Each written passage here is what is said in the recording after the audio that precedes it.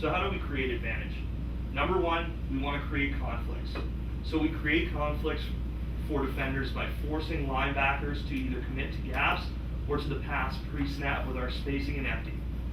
The further you can line up your interior slots in the box, the severity of the conflict increases. This makes it easier to decipher what the defense intends to do. So making defenders redundant, I spoke on this a little bit earlier.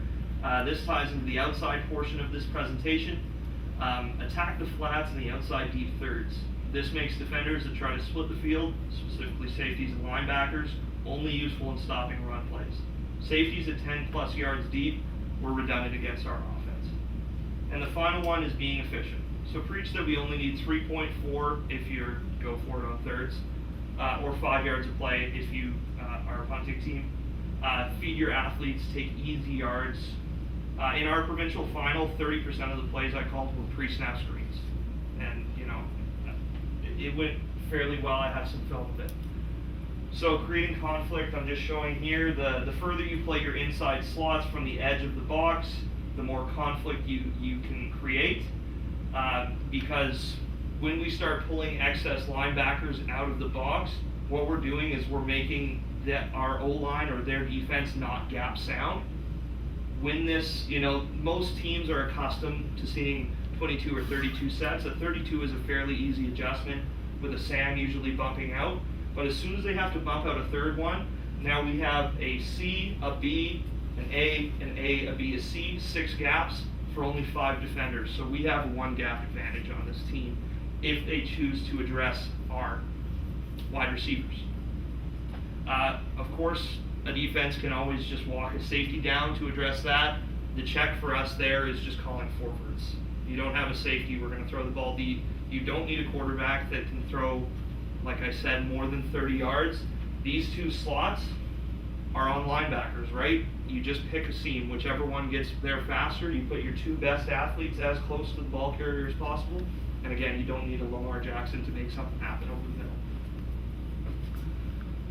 The space creates immense conflict. Yeah, I already talked about that. So making defenders redundant. When in empty, to create the most advantageous situations possible, you need to make defenders redundant. The safety is the easiest person to affect.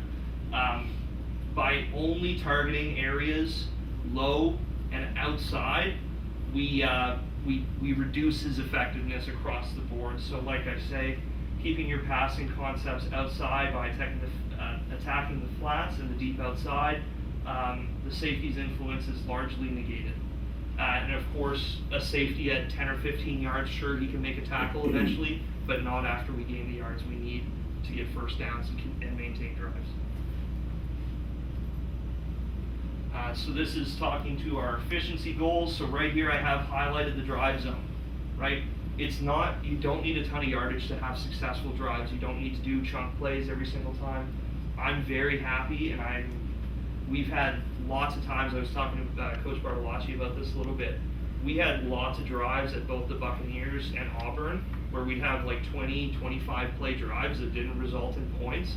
But what that does from a demoralization standpoint for the opponents that have to sit there and watch us hold on to the ball for 10, 12 minutes at a time, throwing dink and dunk screens, it wears them down over time. So this is where I tell our guys to get to, and I'm happy. If a play ends up in this green bar right here, I am over the moon. So in Canadian football, offenses need 3.4 to 5+ yards per play to maintain drives. Make your throws extended handoffs. You get your big plays when receivers break one tackle with this scheme. The longer the throw, the more complex the routes, the harder they are to teach and complete. When we had to switch to our wide receiver at quarterback, running things like divide concepts and everything like that is out the window. He cannot read all the way across the field. I would never expect him to do it. It's a very difficult thing to do. I played quarterback at a high level. I couldn't ever do it. And I think, personally, you want to try and limit your post-snap reads to 1 or 2 at most. That's what most people have the time to do, and that's what most kids have the capacity to do. So frequently asked questions, don't you need a smart, strong-arm quarterback for this style of offense? Obviously, having an elite quarterback like that can give you flexibility to create more dynamic plays. We found the contrary to be true. Our backup quarterback thrived in this system because the reads are so black and white. If the linebackers both leave the box, just tuck the ball and run. If we have 5 O-line for their 5 box defenders, that means we're one-on-one 15 yards down the field going to safety. You can run all hooks, simple screens, slants, and a variety of very easily completable passes for quarterbacks that can only throw 15 to 30 yards. So how could empty rushing be better over 1 or 2 plus back rushing? If the defense insists on using a safety, which I have not encountered a defense that does not do this yet, and we are in empty, they have to cover our 6 wide receivers with 6 defenders. Otherwise, we have a very easily exploitable matchup that's clear right before the ball is snapped too. What this leaves us with is 5 box defenders on 5 O-line and a quarterback. It's a positive advantage. It also means that the defense does not have a defender for every gap, and they need 1 player to cover 2 gaps, which is a disadvantage. It's very difficult for anybody that's not a massive Alabama nose tackle. Something for folks that watched our games this year, some people brought this up a little bit. I do things a little contrarian. I don't like to use Canadian waggles. So I put a list of pros and cons together for my guys because I know it's odd. The pros of the Canadian waggle: you get speed at the snap of the ball, creates defender cushion for slots, and it's useful for creative releases. The cons: they waste a lot of energy. They telegraph any unusual movements, including slot screens, cracks, etc. Hard to time motions, so that's across the field horizontal motions with vertical at the same time for your quarterback. Sometimes that's difficult to practice and takes a lot of our time, and we all have fairly limited time. There's a high risk of offside penalties. It's something that killed us last year. Short routes develop way too fast for quarterbacks to throw properly. For a lot of teams that use gun, your quarterback's sitting there, the ball's floating in the air while your receivers are cutting out of their break. Now the defender's crashing on them while your quarterback's finding his laces. Now the defender's on their hips while your quarterback's going to throw. That's not where we want to be, right? So this causes faster receivers to outrun a quarterback's arm sometimes. Slots with different speeds, which is almost all of them, reach the line of scrimmage too fast or too slow. So I've seen some that have to outright stop to stay onside, completely negating the effectiveness of this. And from me, I'm a very organized guy, and sometimes when something looks disorganized and sloppy, it just makes me mad, so I don't want to see it. So the pros of the American status: conserves energy, disguises routes, motions, screens, even in predictable starts for all wide receivers, low risk of offside penalties, easier to block defenders. A lot of my receivers came up to me after the season.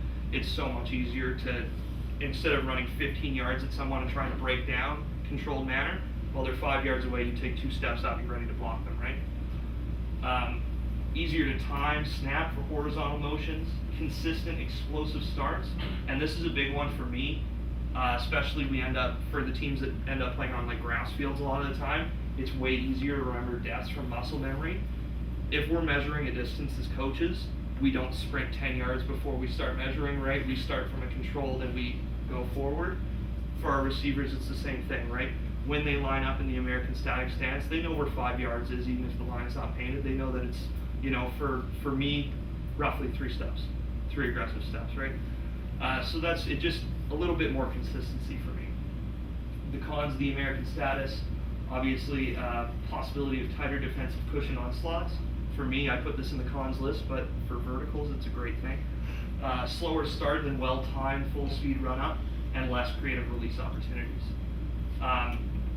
For my point on conserving energy, a traditional waggle, 5 to 10 yards usually for slots every offensive snap. If you run 30 to 50 offensive plays a game like we do, that's 150 to 500 yards of extra running, mostly meaningless a lot of the time, that your players are doing. I know that most of us coaches wouldn't ask our guys to do 500 yards of conditioning before a game started.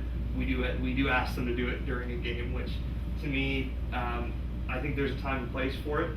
I think that you could probably, help them out a little bit.